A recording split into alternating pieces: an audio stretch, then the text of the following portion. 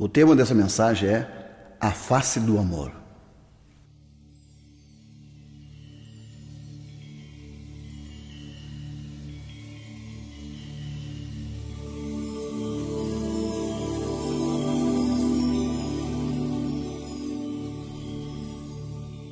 A palavra amor é definida quando é traduzida do grego, do hebraico, quando nós lemos na Sagrada Escritura, por 3 palavras.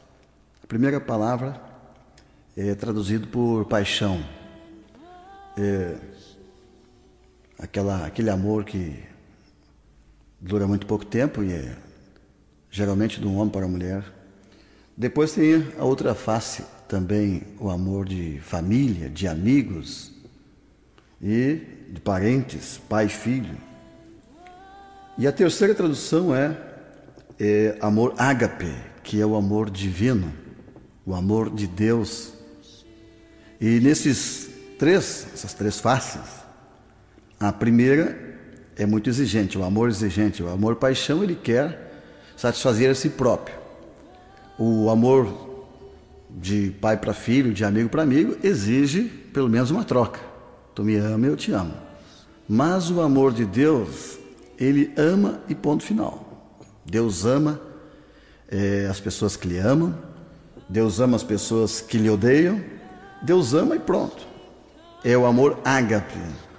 E é deste amor ágape que nós vamos falar e vamos trazer esta mensagem muito profunda. O amor ágape, ele tem uma face, ele tem um jeito, ele pode ser medido, pode ser sentido, pode ser usado. Em 1 Coríntios, capítulo 13, está escrito: ainda que eu falasse as línguas dos homens e dos anjos, e não tivesse amor, seria como o metal que soa, ou como o sino que tine. Ainda que eu tivesse o dom da profecia e conhecesse todos os mistérios e toda a ciência, e ainda que tivesse toda a fé, de maneira tal que transportasse os montes e não tivesse amor, nada seria.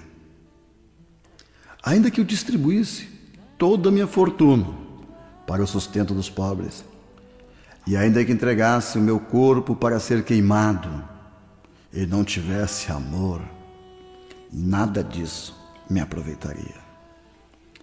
O amor é sofredor, é benigno. O amor não é invejoso.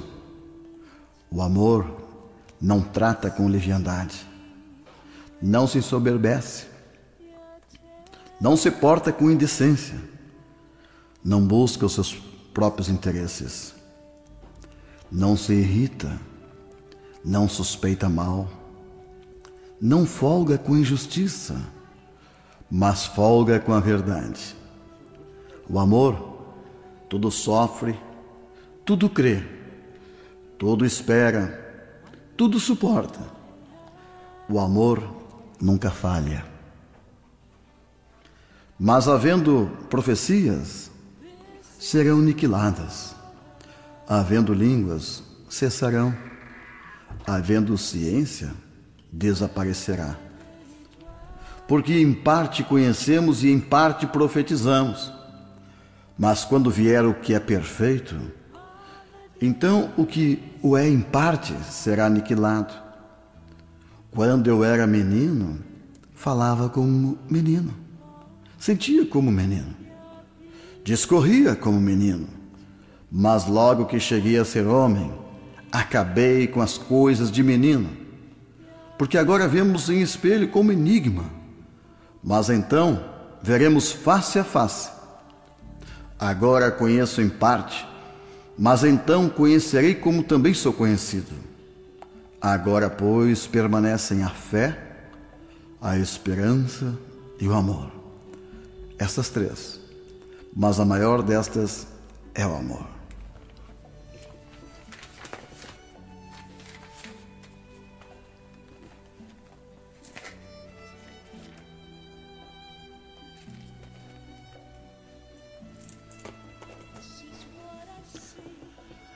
A personagem que vamos usar para falar da face do amor nesta mensagem é uma mulher chamada Maria de Betânia.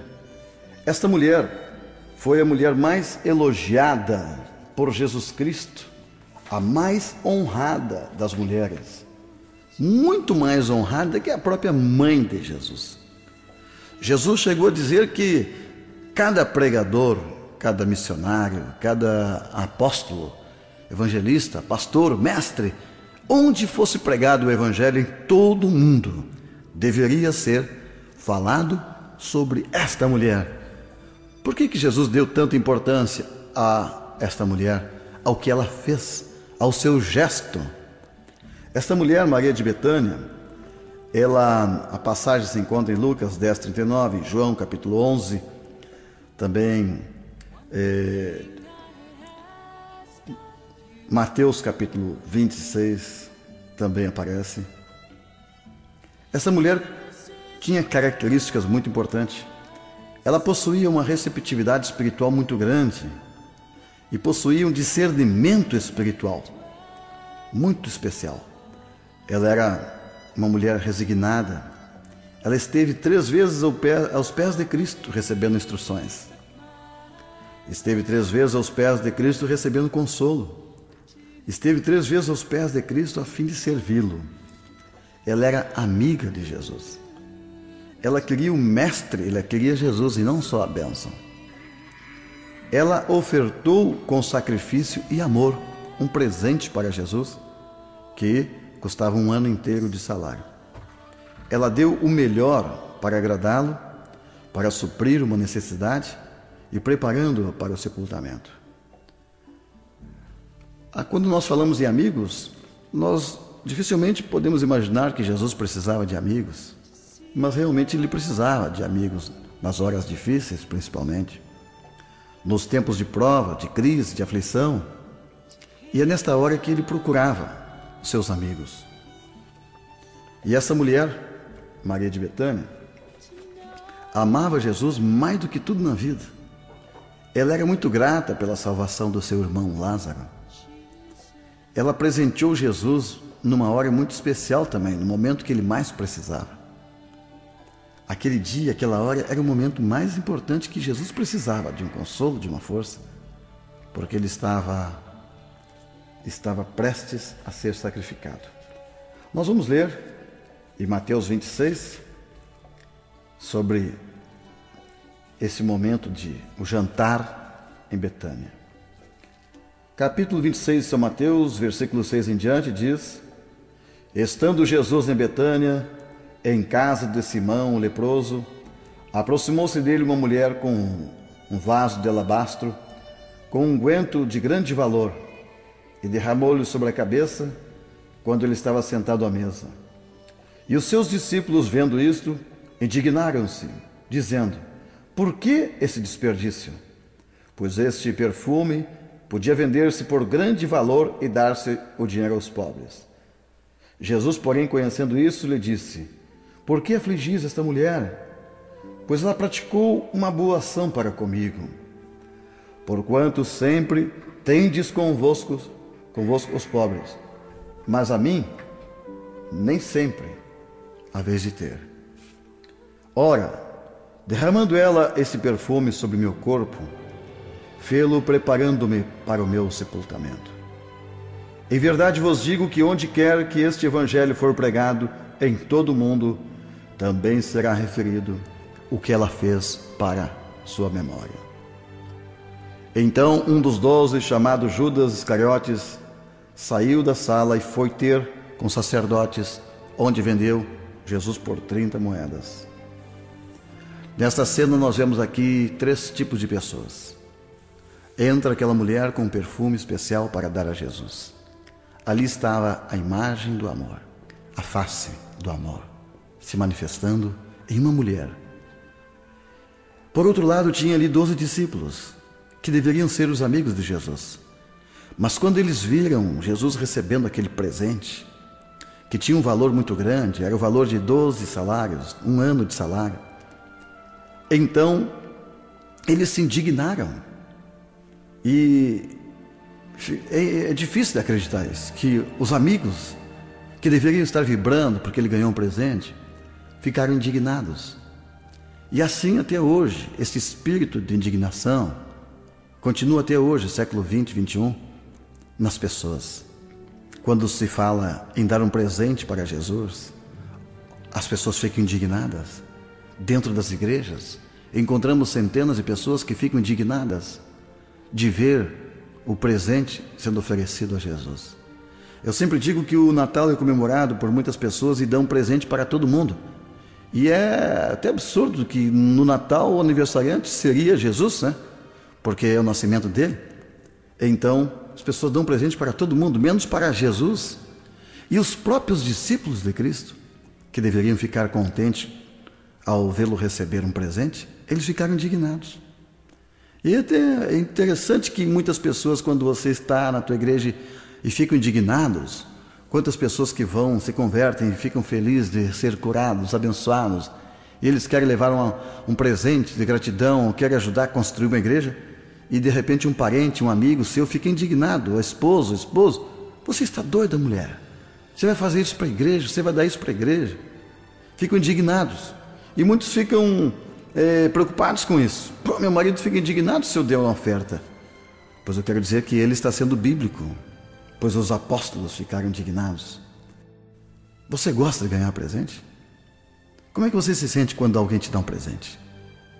Eu lembro que eu estava uma vez em São Paulo, em uma cidade onde, uma pequena igreja, e o pastor estava vendendo seu apartamento por R$30 mil. Perguntei: por que o senhor vai fazer isso?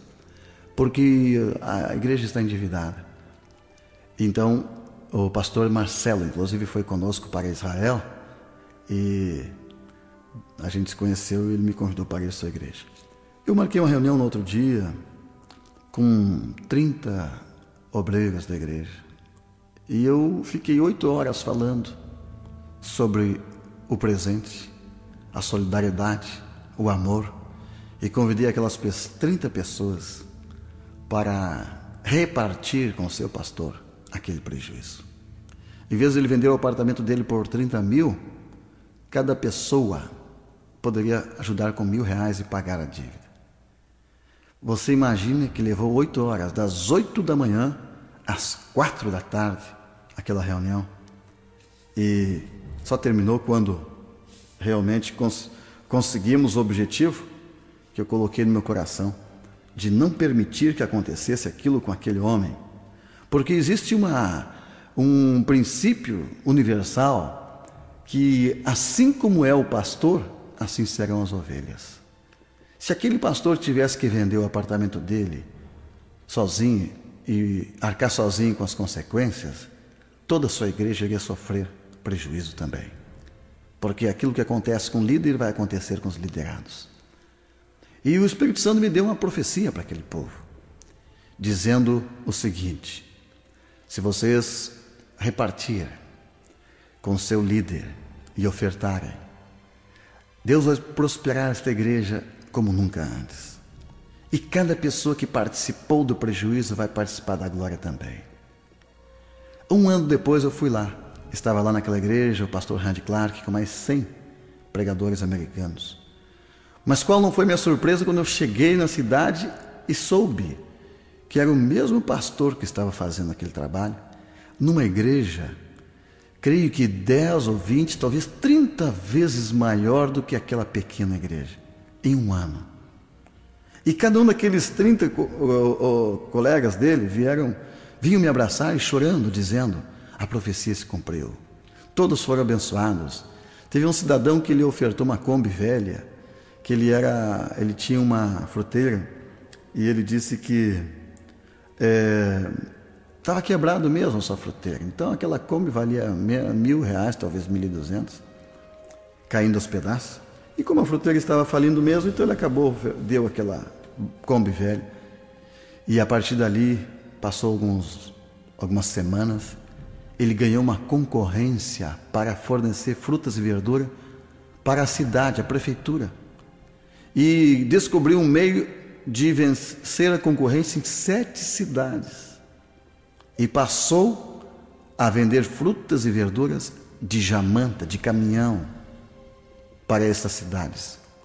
Sem fazer nada, sem precisar de carro, nem de Kombi, de coisa nenhuma, ele passou a ganhar uma fortuna. E assim cada um daqueles que participaram. O amor é expressado assim, por gestos. E eu fiquei muito preocupado aquele dia, naquela reunião, que eu levei 8 horas falando esse assunto. O pastor ficou tão encabulado que não sabia o que fazer enquanto eu falava. Ele queria acabar aquela reunião de qualquer jeito. Eu disse, não, hoje o senhor vai só ouvir, pastor. Eu preciso falar com essa igreja, que é a minha missão.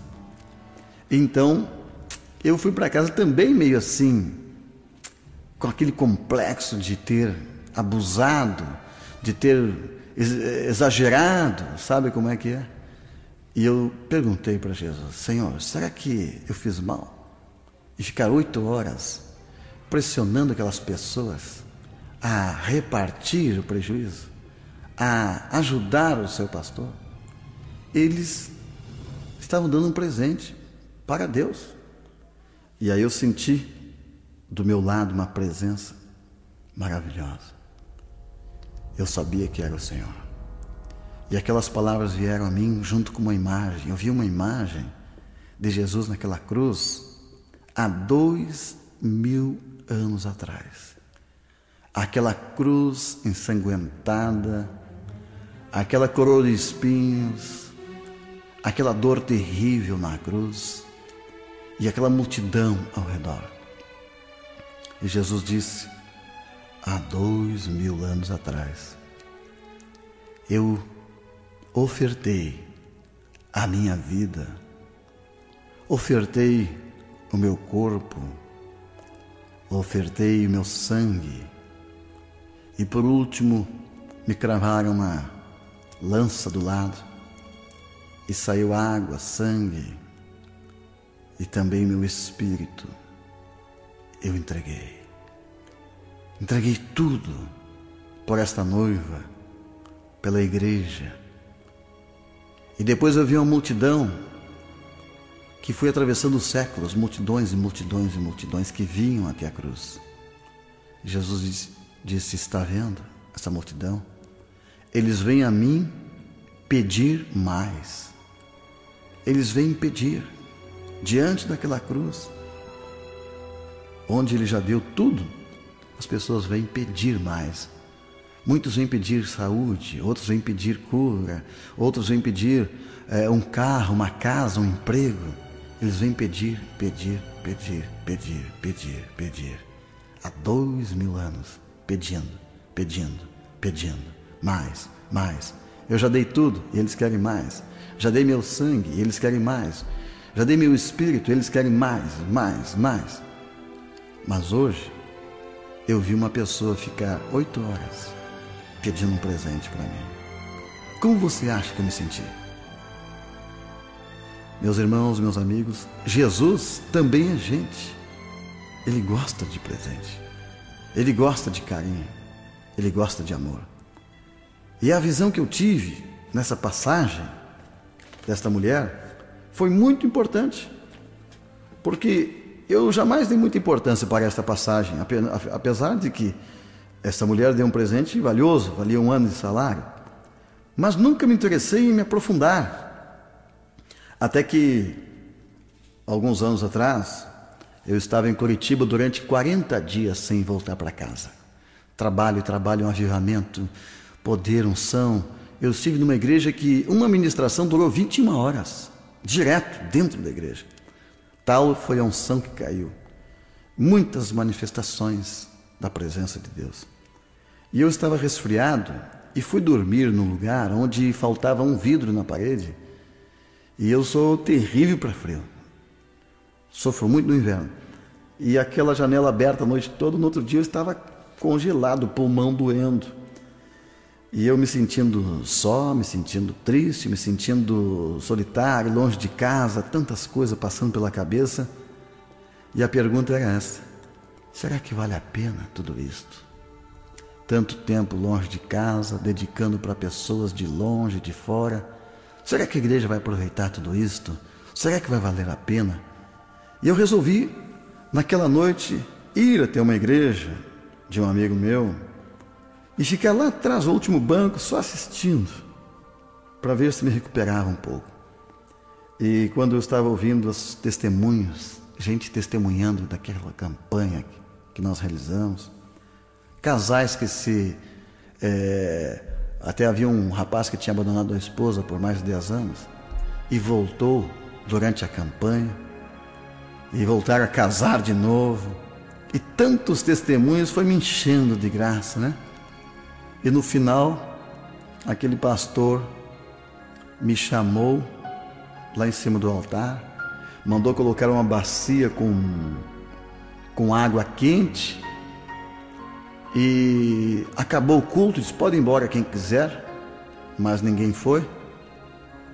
E ele disse: eu vou colocar aqui uma bacia com água quente, porque Deus me mostrou que o pastor Engel está muito abatido, triste, desanimado e com frio. E me chamou lá e eu, a princípio, passei uma vergonha enorme, né? Poxa, ele começaram a me tirar meu sapato e as meias e colocar ali naquela bacia. E os intercessores da igreja vieram com óleo para me ungir e orar por mim. Foi uma das cenas mais... eu nem tenho palavras para dizer do que aconteceu ali. Porque a princípio eu fiquei um pouco assim encabulado, não sabia o que pensar e me sentindo indigno naquele gesto, mas depois parece que eu fui viajando. Meu espírito foi saindo e eu, quando me vi assim, eu estava transportado a esta sala, onde Maria de Betânia entrou e eu pude ver Jesus sentado com seus apóstolos.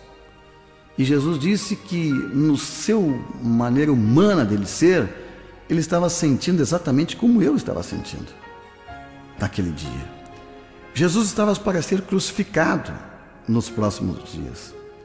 E ele olhava para os seus apóstolos e não via grande coisa, porque do lado esquerdo tinha um querendo, aliás, do seu lado tinha alguém querendo sentar do seu lado esquerdo e outros querendo sentar do seu lado direito quando ele assumisse o reino. Aqueles apóstolos eram políticos, estavam ali por interesse. Na verdade, todos os apóstolos estavam por interesse, porque eles pensavam que Jesus era o Messias, que iria governar de acordo com as profecias, ele seria mais rico que Salomão. Então eles tinham interesse. E Jesus estava preocupado, olhando para aqueles 12 homens, perguntando: puxa, será que a minha igreja vai existir daqui a alguns anos com esses 12 homens egoístas, 12 homens preocupados com o materialismo, 12 homens que só estão interessados em coisas para si mesmo? Esses homens não descobriram o amor até hoje? Esses homens, será que realmente poderia entregar minha igreja para essas pessoas? E de repente, ele olha, entra uma mulher. Puxa, uma mulher? Uma mulher nem poderia estar ali. Uma mulher a mulher jamais poderia participar de uma reunião onde só tinha homens. Não podia entrar naquela sala, pela tradição da época. E ainda por cima com um vaso de perfume. E eu pude ver até os olhos daquela mulher, olhos negros, graúdos, grandes, cabelos pretos também, é como são os judeus, né?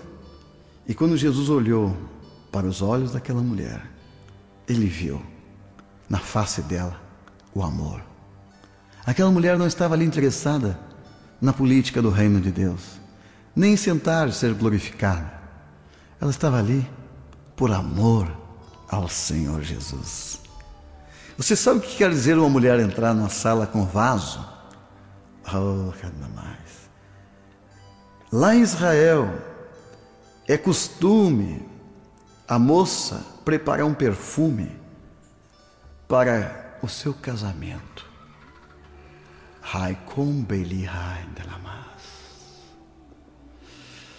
Oh, Jesus. Eu estive em Israel, meus irmãos. A moça em Israel é tão forte. Ela não é o sexo fraco, mas é o sexo frágil. Essa palavra frágil quer dizer que é a porcelana, o mais bonito, o mais perfeito. A mulher nasceu do osso do homem, ela não nasceu do barro. É algo especial, preparado por Deus para dar força ao homem. Nas horas difíceis é a mulher que levanta o homem. E Jesus também é um homem. Ele foi levantado ao olhar para os olhos dela.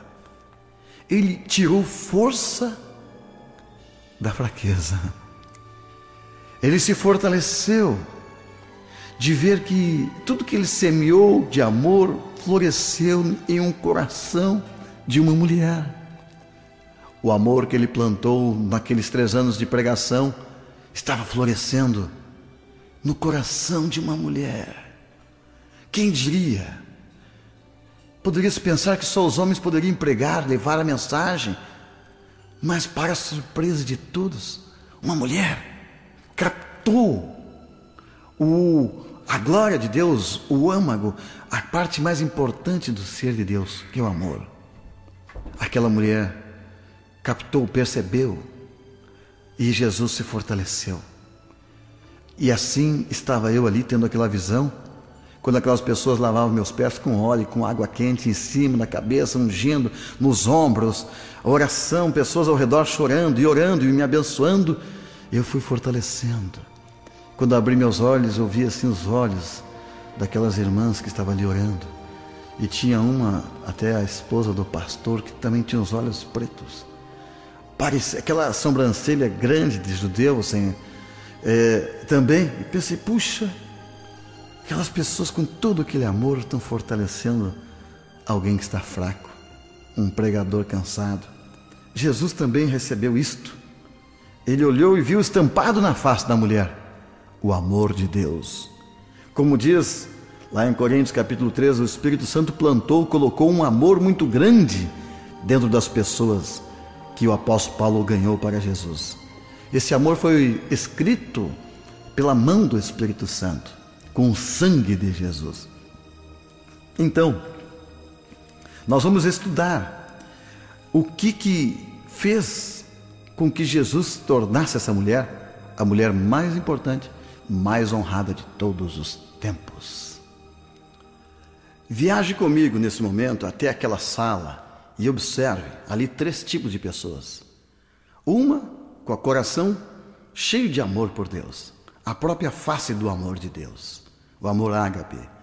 Os amigos que têm amor de amigo, estavam indignados de ver Jesus recebendo um presente.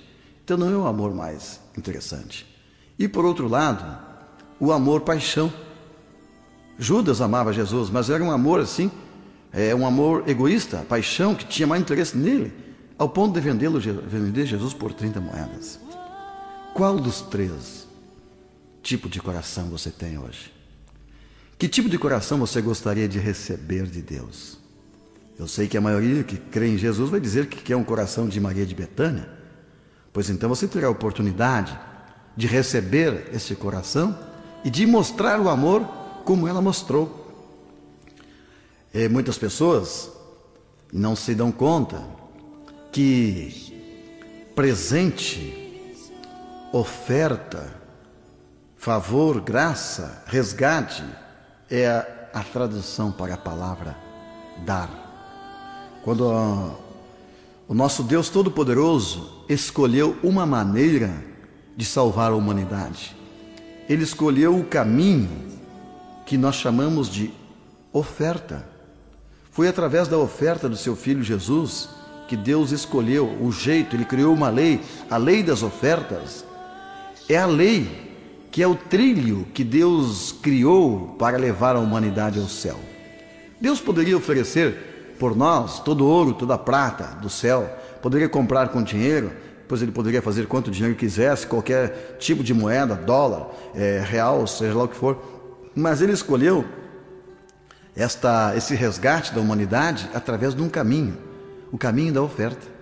Por isto que a oferta ou o presente são muito importantes, porque são sagrados, porque esta é a moeda celestial, Esta é a moeda divina.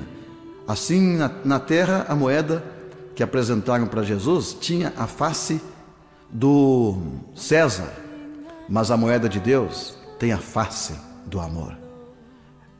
A oferta não é medida pelos valores monetários do mundo, mas por aquilo que está no coração. Por isso que é importante você que está me ouvindo saber que poder fantástico, sobrenatural, tem o presente. Quando eu falo presente, na Bíblia, quando fala presente, a mesma palavra pode ser traduzida por favor, graça, resgate e aproximar-se. Todas essas palavras foram traduzidas pela palavra oferta, que nós vemos na Bíblia. Quando Deus disse, traga uma oferta de um animal assim, assim, Ele estava dizendo, traga um presente, traga um favor, traga graça e resgate alguma coisa. Desta forma você se aproxima de mim. Vamos imaginar que eu tenho aqui do meu lado esquerdo um homem e do lado direito uma mulher. Você e o seu marido, quem sabe, você e o seu namorado. Como é que vocês se conheceram? Qual foi o primeiro presente que ele deu para você? Eu sempre pergunto para as mulheres. Geralmente ela não lembra, né? Ou ele não lembra do primeiro presente, se faz muito tempo. Mas o primeiro presente foi um olhar. Porque nós transmitimos energia através do olhar, sabia disso? Você olhou para ela, ela olhou para você e ali começa alguma coisa. Eu lembro da minha esposa, ela tinha 12 anos, eu trabalhava numa padaria de um supermercado. Eu era magro de Maré Gessi, pobre de Maré Gessi e também ignorante também. E ela, uma filhinha de papai, toda bonitinha, arrumadinha, foi no mercado. E eu com aquele chapéu de papel, né? Todo sujo, vi aquela moça, me encantei. Disse, mas eu tenho que chamar a atenção dessa moça. Corri lá nos fundos da padaria e no pátio do vizinho tinha uma rosa. E eu, mais que depressa, roubei a rosa. Eu tinha 14, 15 anos mais ou menos, e ela tinha 12 anos, para 13. Roubei a rosa e mandei levar a rosa. Meu colega, o Tirone, meu chefe da padaria, foi lá levar a rosa. Mas ele era muito safado. Me parecia com um amigo que eu conheço.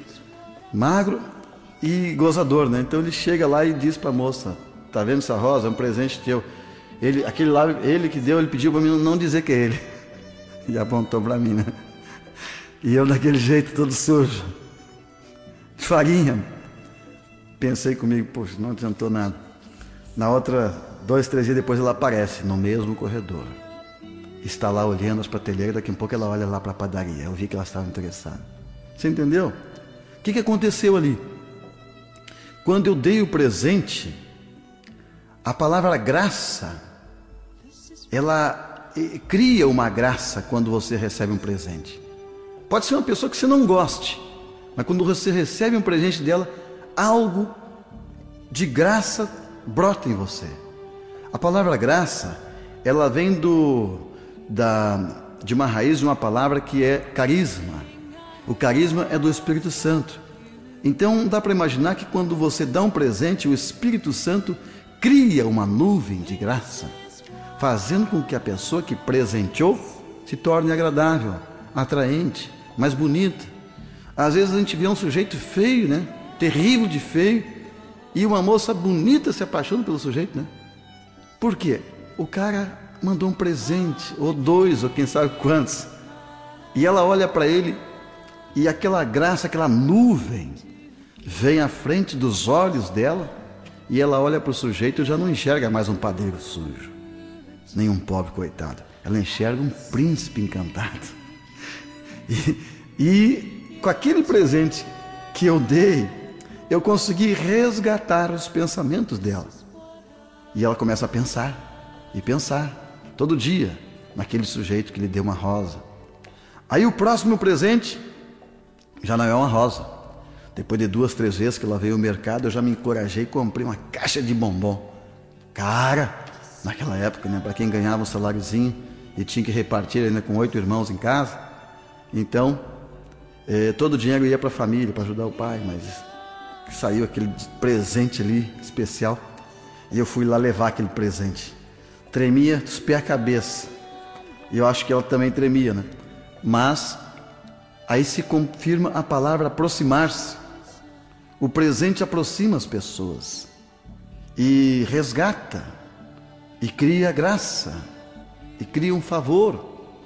Então eu entrego aquele presente e me aproximo mais, de perto, e ali começa o namoro. Naquela época levava 6 meses para encostar o dedo domingo no dedo domingo dela. Então você vê como é que era. Mas de presente em presente foi aumentando o preço do presente. Daqui um pouco ela também deu um presente. Daqui um pouco outro presente. Daqui um pouco veio o noivado, aí já a coisa ficou mais séria. Imagine o pai dela chegando para mim e perguntou: rapaz, qual é as intenções suas com a minha filha? Digo: as intenções são as melhores possíveis. Quero casar? Então, se você quer casar com a minha filha, quer morar na mesma casa que ela, quer ser o pai dos filhos da minha filha, quer dormir na mesma cama que ela, quer dar o teu nome para ela, então não é apenas com a caixinha de bombom. Você terá que aumentar o preço do teu presente. E eu, mais que depressa, eu dou tudo que eu tenho. Não tinha nada, né? Mas eu reparto todos os meus bens com ela. O casamento será de comunhão de bens. O que é meu é dela, o que é dela é meu. E assim que o casamento saiu.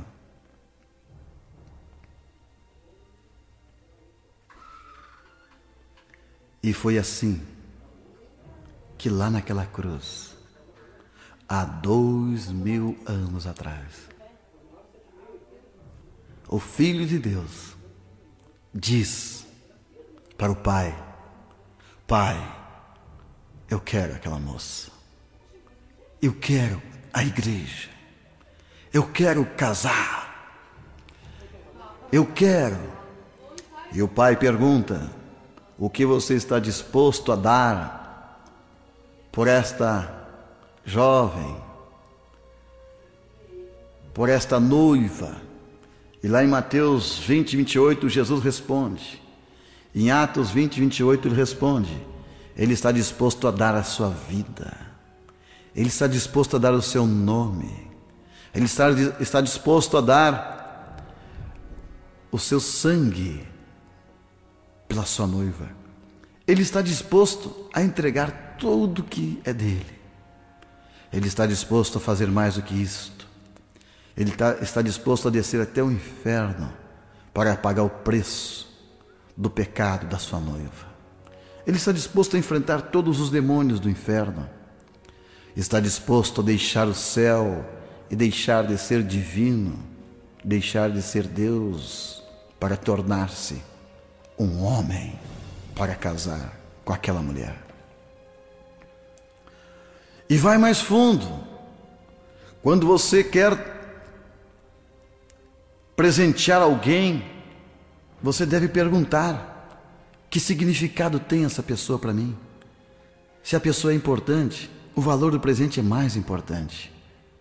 Você não vai medir os esforços para dar o melhor.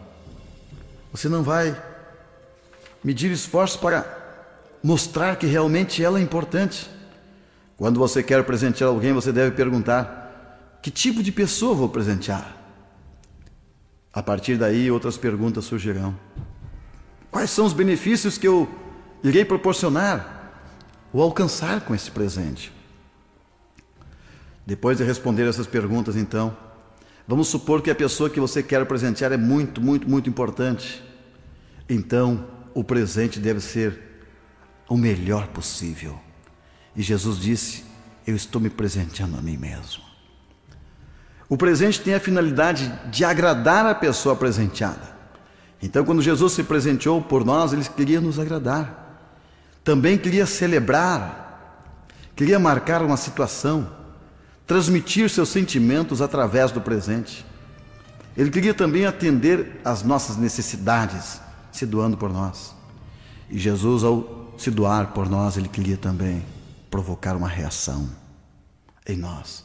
Porque em Lucas 6, 38 diz: dai e dar-se-vos-á. boa medida, sacudida, recalcada e transbordante. Quando existe um profundo laço de afeto e ternura e amor entre os que se presenteiam, aquele que dá o presente deve fazer o máximo para ser o melhor. Aquilo que melhor ele tem condição de dar. Foi este o caminho que o Senhor Deus escolheu para salvar a humanidade, através da sua oferta maior, o seu único Filho, Jesus. Eis a razão porque a oferta é divina, é santa, porque ela representa o Filho de Deus. A oferta, de acordo com a Bíblia, é uma ação, objeto ou comportamento que serve como meio a partir do qual o indivíduo se aproxima de Deus. A raiz da palavra oferta no hebraico significa aproximar-se. E isso está perfeitamente de acordo com a Sagrada Escritura. Em Levíticos capítulo 1, verso 3 fala: se a sua oferta for holocausto de gado, você vai trazer o macho sem defeito, e a porta da tenda da congregação o trará, para que o homem seja aceito perante o Senhor. Neste versículo está bem explicado o fato de que para entrar na presença do Altíssimo, o homem deveria trazer ofertas sem defeitos. Por quê? Porque ali estava a representação do sacrifício de Cristo. Ali estava a representação do que seria o sacrifício de Cristo. Meus amigos e meus irmãos, a oferta tem a finalidade de agradar o ofertante, que é agradar aquele que recebe, celebrar uma data, transmitir sentimentos, aproximar-se do presenteado ou aproximar o presenteado daquele que lhe presenteou. Havia uma briga entre o homem e Deus, e Deus escolheu dar uma oferta para acabar com essa inimizade. Também visa provocar uma reação. Aquela oferta demonstra o que está no coração do ofertante. O amor que está lá dentro será expressado pelo presente. A imagem do amor está no presente. Por isso que Jesus, em Lucas 16, de 9 a 13, e também Mateus 6, ele fala dos dois senhores: não poderiam servir a Deus e a Mamon, porque nós daremos presente para um dos dois, daremos a vida para um desses dois. Em Marcos 12, 1, apareceu uma viúva que deu as 2 moedinhas, e Jesus ficou chocado, chamou os seus discípulos e disse: estão vendo essa mulher? Ela deu mais do que todos, porque deu tudo que tinha para seu sustento. É isso que significa ofertar, transmitir amor, transmitir carinho, transmitir consideração, fazer uma imagem daquilo que você sente. O amor tem imagem, o amor é expressado por gesto, e ele sempre vem para suprir uma necessidade. Se uma pessoa está sozinha, se sente abandonada, carente, o amor vem suprir essa carência. Mas o amor também marca uma data. Quando Jesus morreu por nós, o calendário foi dividido em 2: antes de Cristo e depois de Cristo. Assim, um presente também marca uma data. Tem o presente de casamento, que jamais deve ser esquecido, o presente do noivado, o presente do aniversário. Sempre o presente vem para marcar uma data e sempre revela o que está no coração do ofertante. Jesus fez tudo isso por nós, para nos conquistar, e Ele quer uma noiva apaixonada. Será que com tudo que Ele fez, com todo o esforço que Ele demonstrou, será que Ele conseguiu conquistar você? Naquela cruz, Jesus estava triste, amargurado, sofrendo. Seu sofrimento intenso, havia ali dores. Dizem os médicos que para a cruz era torta e a pessoa ficava de lado, torcida, fazendo com que seus braços pendurados pressionavam o pulmão, lhe faltando ar em pouco tempo, causando câimbras terríveis, dores no corpo, formigamento. E ele começou a se transfigurar naquela cruz, recebendo ali todas as enfermidades. Ali ele levou as doenças das pessoas humanas, levou as nossas enfermidades, as nossas maldições e tudo que pesava sobre nós, Ele levou naquela cruz. Ali Ele sofreu, chorou, mas Ele sonhava em conquistar você. Ele sonhava em conquistar, com aquele gesto, fazer teu coração amolecer e você entender que ninguém te amou como Ele amou, que ninguém fez por você o que Ele fez, nem seu pai, nem sua mãe, nem a pessoa que mais te amou nesse mundo fez talvez 1% do que Ele fez por você. Ele se sujeitou a se tornar a pessoa mais baixa da terra, morrer do lado de bandidos, ladrões, como se fosse um ladrão também. Esta foi a oferta que Ele deu por você, porque Ele queria celebrar o começo de uma nova vida. Ele estava levando ali os pecados de Maria de Betânia. Ele estava levando ali os pecados da viúva pobre. Ele queria levar as maldições. Ele queria aproximar você de Deus, porque a oferta é um instrumento que aproxima o homem de Deus. E essa aproximação é desejada pelo Pai. Ele estava ali se oferecendo para que o Pai pudesse nos receber. Ele estava oferecendo ali a oferta perfeita, que nos abriu a porta, nos deu acesso, conforme Hebreus 10, 19, 22. Aquela oferta abriu a porta para a entrada lá dentro do santuário de Deus, o Santo dos Santos. Não tinha defeito, não tinha nenhuma mancha. Por isto que a oferta é a coisa mais importante num culto. A forma mais primitiva de cultuar a Deus está lá em Gênesis, quando Caim e Abel vieram até Deus. Eles não tinham uma Bíblia, eles não tinham louvor naquela época, músicas, como tocar, eles não tinham levitas para cantar, não tinham um pastor para pregar, eles não tinham uma igreja para cultuar, eles não tinham nada. Eles tinham em suas mãos apenas a coisa mais importante e mais primitiva para cultuar a Deus. Eles tinham uma oferta. E é importante que você saiba por que Caim foi rejeitado. Porque a oferta simboliza Jesus. Quando se leva uma oferta a Deus, tem que ser a imagem de Jesus. Lembrar Jesus. O que é isto? Que valor podemos levar num culto para que simbolize Jesus? Não é o valor, é o gesto do coração, é o que está lá dentro, é o amor expressado no melhor que se pode trazer, ofertar. Caim foi recusado, porque a sua oferta não simbolizava Jesus, porque era o pior.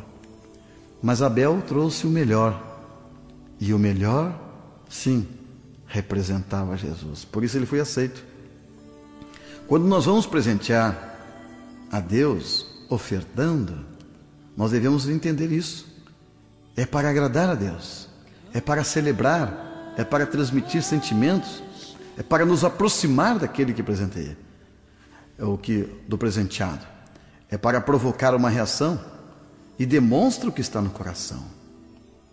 Se nós servimos a Deus, vamos demonstrar. Se servirmos a Mamon, também será demonstrado. Também é para suprir a necessidade. Assim como Jesus deu uma oferta que marcou época, na época do jubileu, também tinha que ser a melhor oferta dos últimos 50 anos. Aquela oferta tinha que marcar uma data, tinha que ficar na lembrança, tinha que ficar bem registrado na mente das pessoas, de fora, de dentro, do presenteado, porque revela o que está no coração. Esse presente do jubileu deve fazer com que os filhos se lembrem lá depois de se tornarem já de cabelos brancos. Olha, eu lembro do meu pai, naquele jubileu, o que ele fez por Jesus. É isso que a palavra de Deus quer nos mostrar, que aquele presente tem que ficar na memória, na lembrança, tem que ficar marcado, tem que ser algo especial, tem que ser algo que mexa com o coração de quem deu, de quem recebe, de quem assistiu. E é assim que acontece. Depois que as pessoas faziam isto, que dava o melhor para Deus, vinha a trombeta do jubileu. E assim começava 50 anos de bênçãos. E assim começava 50 anos de vitória. Mas muitas pessoas hoje não conseguem ver essa vitória quando trazem uma oferta a Deus. Eu quero me reportar outra vez a Israel. Eu estive em Israel estudando profundamente as tradições daquela terra. Quando Jesus disse que a parábola das virgens loucas e as sábias, as loucas não tinham azeite suficiente e as sábias estavam cheias de azeite, né? Tinham bastante azeite nas suas lâmpadas. E essas foram levadas e as outras deixadas. Se você for a Israel, você vai encontrar alguns lugares muito especiais. Em alguns lugares onde o povo de Deus foi cercado pelos inimigos durante muito tempo. Tem um local lá onde o povo de Deus ficou cercado, parece que 2 anos, talvez mais, não estou lembrado exatamente a data. Mas as mulheres se ocuparam, sabe como? Pegando os utensílios domésticos, colher, garfo, faca, elas começaram a cavar na rocha, porque eles estavam numa rocha muito alta, e lá não tinha água. Eles iriam morrer de sede. E os inimigos lá não deixavam eles sair. As mulheres começaram a cavar na rocha. Pegue uma colher e comece a passar agora na rocha para você ver. Seria impossível acreditar que um dia alguém iria encontrar água assim. Mas as mulheres de Israel são chamadas de fortes. As moças em Israel com 16 anos, elas vão para o exército igual o homem. Eu entrevistei uma jovem com 16 anos, com uma mochila nas costas e um fuzil. Eu perguntei: jovem, que idade você tem? 16 anos. Poxa, mas eu tenho pena de você. Você está no exército junto com os homens. Faz tudo que os homens fazem. Sim. E ela disse: mas por que pena de mim? Sou uma moça tão frágil? Sim, negativo. Eu tenho orgulho do que eu faço. Eu estou defendendo o meu país. Por isso que um país daquele tamanhozinho, em 1948, quando eles foram para Israel, era um judeu para 1000 árabes. Tinha 1000 árabes bem armados contra um judeu com armas de pau. Mas lá todos são guerreiros, inclusive as mulheres. E as mulheres com utensílios domésticos cavaram uma rocha, meus amigos, que você vai lá e você vê a profundidade. A gente caminha naquele buraco, naquela rocha com escadas, e vai até lá embaixo, assim, mais de 100 metros. E lá embaixo elas encontraram água. As mulheres salvaram os homens e a família toda naquela guerra, com colheres de cozinha. Assim são as mulheres. E é uma tradição que as noivas, antes de casar, elas precisam juntar azeite, trabalhando com suas próprias mãos, para o casamento. Elas ficam muito tempo trabalhando, às vezes 1 ano, como essa mulher Maria de Betânia aqui, deu um perfume que custava 1 ano de trabalho. E as moças, então, antes de casar, têm que preparar o perfume para o casamento. E 1 semana antes do casamento, tem a cerimônia chamada calar a noiva. A noiva é colocada no batistério e ela é mergulhada no óleo da mirra, óleo da unção para o casamento. E antes disso ela precisa entrar na sala do noivo e apresentar o seu perfume, o seu vaso. O vaso é inteiro. Naquela época não tinha como colocar uma tampa bem fechada, era inteiro, completo. E ela chega e quebra aquele vaso na sala do noivo, junto com toda a família. Se o perfume for ruim, ela perde o casamento, porque toda a família faz uma cara feia, a família do noivo. Se o perfume é o melhor possível, todos aplaudem e o casamento acontece. Então aquele perfume é tudo para a moça, é o futuro dela, é a felicidade dela, é o casamento dela. Por isso que as virgens loucas, que não juntaram um perfume suficiente, foram chamadas de loucas, porque perderam o noivo, perderam o casamento, perderam a hora, perderam as núpcias e ficaram para sempre. Essa é uma ilustração que Jesus usou para dizer que quando Ele voltar, o arrebatamento, ele virá para casar com a noiva. Será que ele vai encontrar uma noiva louca ou uma sábia? Dentro da igreja tem os dois. Aquele perfume vai dizer se você é louco ou se você é sábio. O perfume simboliza a oferta, o trabalho, a dedicação, o amor, a entrega sua para Deus. O perfume que algumas loucas não acharam importante é como aquelas pessoas na igreja que acham que o contribuir é a coisa menos importante que tem na hora do culto. As pessoas têm condição de ir no mercado, comprar tudo que coisa bobagem. Não tem problema se estiver aqui no casamento e pagar, ou num restaurante e gastar 50 reais com um casal, não tem problema. Mas quando chega lá na igreja, 50 centavos, R$1 é muito. A pessoa não entende, não são sábios, que aquilo está sendo um presente dado a Jesus e que vai fazer a diferença entre ficar e entre subir. A mesma coisa é o trabalho apresentado. Alguns fazem um trabalho muito relaxado, de qualquer forma. Geralmente, quando eu vou fazer uma campanha, eu faço uma programação 40 dias antes. Faço caminhadas, uma preparação física, subidas no monte, muitas vezes, vigílias, muitas vezes, jejuns, muitas vezes, juntando muitos intercessores, conversando com pessoas e reuniões e mais reuniões sobre aquela campanha, pesquisando, buscando, porque vamos apresentar um trabalho a Deus. E esse trabalho deve ser o melhor, porque é o perfume que vamos apresentar a Ele. E esse perfume, muitos ao redor vão ver, vão sentir. Acontece um milagre muito grande na hora da oferta, que eu descobri nesses anos todos. Primeiramente, eu estive numa igreja muito rica em Curitiba, 3.000 membros. Enquanto eu pregava esta mensagem, vários empresários saíam da igreja para não ter que ofertar. E foi muito difícil. O mamão ali estava muito forte. A metade da igreja caía na unção e a metade ficava rebelada. Na hora de sair os carros, tinha tantos carros que não conseguiam sair, porque muitos estavam lá dentro da igreja arrebatados e outros queriam ir embora, desesperados. E aí não dá aquela confusão enorme, porque os carros trancavam uns aos outros, porque a metade estava cheia da graça e a metade estava cheia de outra coisa. E ali não aconteceu aquilo que acontece nas outras campanhas que eu tenho feito. Geralmente, em igrejas mais humildes, acontece mais manifestação de Deus. Mas ali aconteceu uma coisa interessante. Uma mulher, doutora Regina, tem um consultório dentário em Curitiba, Prev Kids, o nome do seu...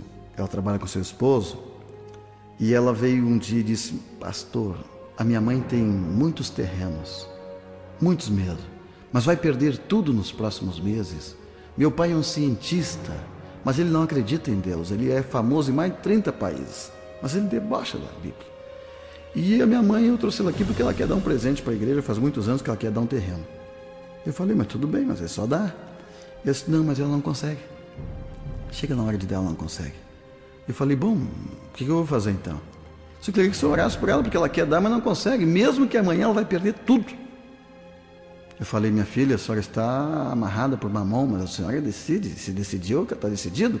Se vai perder tudo, dá de uma vez o terreno para a igreja. A igreja precisava muito de um terreno ao lado, porque o vizinho ao lado não suportava o barulho depois das 10 da noite, 22 horas.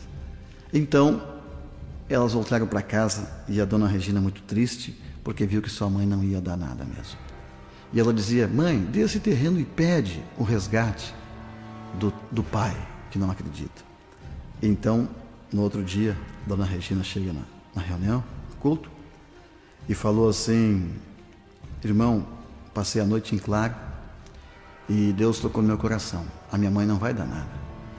E eu tenho um consultório com meu marido, tenho uma casa, mas de meu mesmo, só que eu sou proprietário, eu tenho um carrinho. Então eu vou ofertar meu carrinho. Aí eu fiquei um pouco assustado, né? Uma pessoa dá um carro, ainda mais numa igreja daquelas.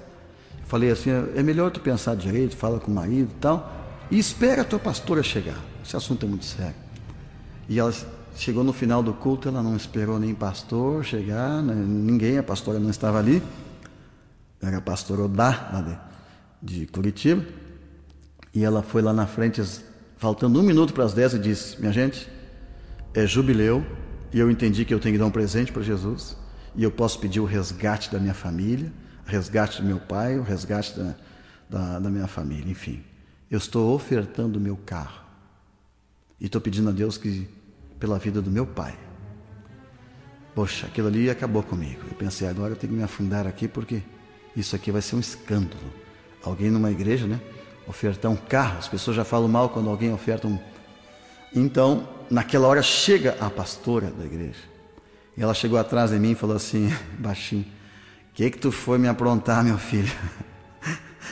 E eu disse, pois é. Daqui um pouco, o pai daquela moça, um homem magrinho, um cientista, aqueles óculos, né, grosso, saiu lá do banco e veio apressado à frente, mas aquele homem bufava assim. Pegou o microfone e disse, eu nunca gostei dessa igreja. Eu não gosto dos pastores. E eu sou contra o dízimo e oferta. Mas o que essa minha filha fez hoje aqui, ele já começou quase a chorar. Tocou meu coração. Que eu nunca pensei que a minha filha fosse fazer uma coisa assim. Porque eu conheço ela desde pequena, ela é muito mão fechada. E eu sei que ela agora está numa situação difícil, ela não podia fazer isso. E eu nunca pensei também que ela tivesse um amor tão grande pela minha alma. Aquele homem saiu chorando. E eu fiquei assustado, mas o que é isso? A mulher dá uma oferta para a igreja e o homem que odiava a igreja vem lá chorando na frente.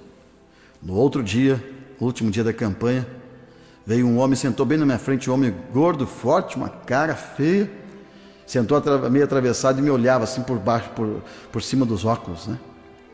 E Deus me deu uma mensagem. Eu estava já oprimido naquela igreja há 8 dias e essa mensagem não foi bem aceita. E aquele homem olhava assim para mim e Deus tocou no meu coração. Pregue sobre esta oferta mais do que nunca em toda a tua vida. Pregue para valer, como se fosse a última mensagem da tua vida. E eu preguei. Quando eu terminei, eu disse, bom, vou encerrar porque eu sei que ninguém vai levantar para outra coisa. E quando aquele homem levantou e disse, posso dar uma palavra? Aí eu olhei para a pastora que estava ali, né? E não tinha como dizer não. Mas eu disse, olha, tem que encerrar 22 horas. Se eu vou ser breve. Ele disse, eu nunca gostei dessa igreja. Nunca gostei de pastores. Mas a minha esposa me contou o que a dona Regina fez, a doutora Regina. Ontem no culto, que ela deu o carro dela. E eu fui matutando no caminho, viajando com a minha esposa e pensando, o que eu vou fazer quando eu chegar lá no céu? E quando eu chegar lá, Jesus vai perguntar o que eu dei por ele. E eu não dei nada, nunca. Eu só trabalhei a vida toda. Tenho várias empresas. E eu cheguei a uma conclusão. Eu sou proprietário da padaria da Vitória. E aqui pertinho da igreja. Essa padaria tem dado muitas brigas com filho e filha ali. Está tudo pago, não devemos nada.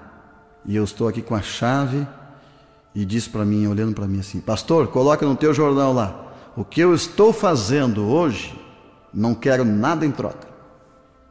É só por Jesus, um presente por Jesus. Eu estou ofertando a minha padaria da Vitória. Está aqui, a chave, os documentos, a igreja pode ir lá buscar. Meus amigos, eu fiquei assim impressionado de ver como é que um homem que odiava a igreja vai na igreja para dar uma empresa. O que a oferta da dona Regina fez? Ela colocou na internet esse testemunho, inclusive, que toda a família dela foi para Jesus, foi contagiando todo mundo, como ela disse que era como um dominó. Eu já vi muitas coisas acontecendo nesse sentido. Também ouvi um testemunho muito lindo em Joinville, de uma mulher, que o marido dela é o pastor Rafik. Ele estava construindo a igreja e ela tinha um salário só para sobreviver. Ela e a família. E todo o dinheiro da igreja era para construção. E ela disse que Deus tocou no coração dela para ofertar todo o salário do mês. O próprio marido dela, o pastor, disse: mulher, mas nós vamos comer o quê? Que jeito vamos passar o mês? Ela disse: é jubileu, Deus proverá. Mas eu vou dar como aquela Maria de Betânia deu. E não deu outra, passou 30 dias, eles conseguiram passar os 30 dias, ela foi receber o seu salário de aposentadoria. Chega lá e disse: nunca aconteceu isso antes, o gerente falou. Você terá que ir a Florianópolis, lá na capital, para resolver o teu problema. Teu salário não veio. Ela foi a Florianópolis. Chegou lá, o gerente disse: eu não sei explicar. Eu não posso explicar o que aconteceu. Sabe quanto que veio na tua conta? 40 mil reais. E sabe quanto que passou o teu salário? Aumentou 5 vezes mais. E por isso nós te chamamos aqui para você nos dar uma explicação, porque nós não temos explicação para isso. Você entendeu o que aconteceu? Então, amigos, eu quero convidar você para fechar os teus olhos. Se você quer casar com Jesus, de oferta em oferta, cada vez que você dá um presente para Jesus, Ele dá outro para você. E o Espírito Santo é que deve dizer o que você deve dar no jubileu.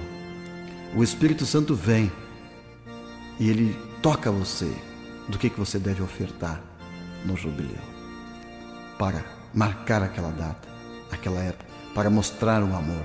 Eu sempre aconselho as pessoas a reunir a família e dizer o que faremos por tudo que Ele tem nos feito. E depois então decide a dar um presente de gratidão e receber também. E geralmente as pessoas vêm e quando elas entregam, recebem um poder do Espírito Santo como nunca.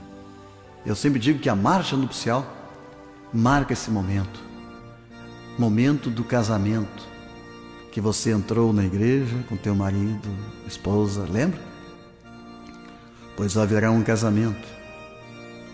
Jesus Cristo vem para casar com a igreja. De presente em presente, chegaram ao teu noivado.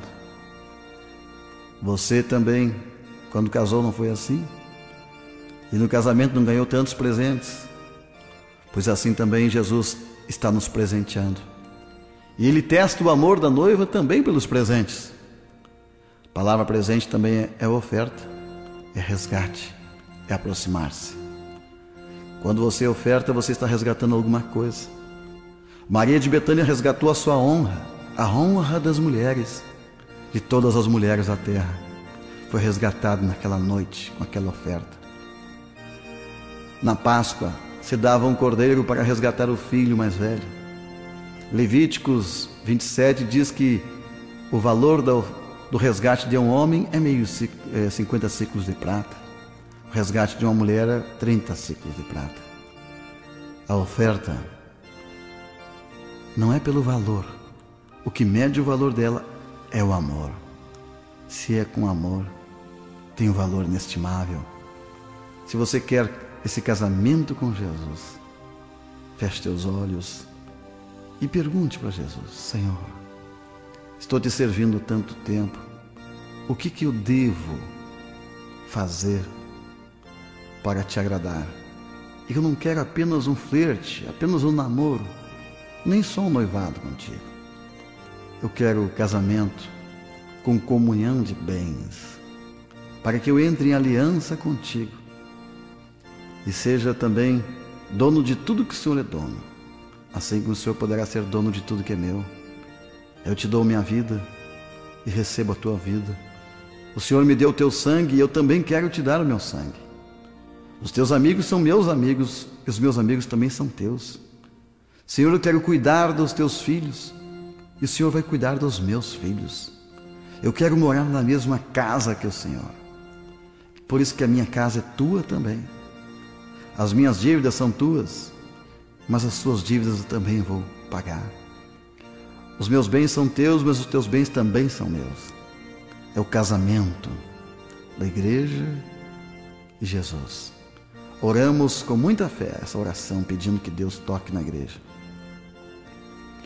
Santíssimo e eterno Deus, depois de ouvirmos esta mensagem, Senhor, nós oramos para que Teu Espírito Santo comece a preparar os corações para este momento tão sublime, quando tocamos a trombeta na comemoração do jubileu. Começa uma nova vida, um novo tempo, onde as pessoas recebem de volta tudo que foi perdido. É uma festa que dura um ano, quando todas as dívidas são quitadas, quando o marido volta para casa, a esposa que foi embora também retorna, os filhos retornam para o seu lar. É uma festa, é um casamento, e nós queremos presentear Jesus neste casamento. Queremos oferecer ao Senhor um presente que possa expressar o que está dentro do nosso coração. Dá-nos essa graça, Senhor. Queremos que neste ano, quando comemorarmos o aniversário de Jesus, ou quando as pessoas comemorarem seu nascimento, ao invés de presentear todo mundo, vamos presentear ao Senhor. Nosso presente será para o noivo que deu sua vida e muito em breve virá buscar a noiva que ele comprou com alto preço. Queremos ser dignos, Senhor.